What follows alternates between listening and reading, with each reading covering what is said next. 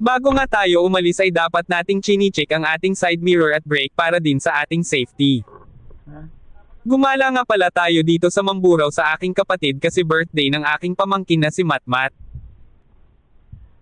At ngayon pauwi na tayo ng Sablayan.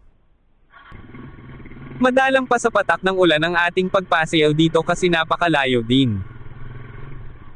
Nakakatuwa talagang gumala dito sa kanila kasi napakainit ng pagtanggap nila dito sa atin, napakatahimik ng lugar at mababait din ang mga tao dito kaya't hindi nakakasawang gumala. Kahit saang lugar tayo pumunta basta marunong tayong makisama ay hindi tayo mapapahamak. Dapat malawak ang ating pasensya at ang ating pangunawa sa mga bagay-bagay, iwasan din natin ang pagiging mainitin ng ulo. Kilala kong kaliskis mo, oy. Iwasan natin ang pakikipagtalo sa mga walang kwentang bagay, kunting diferensya ay pagpasensyahan na lang natin.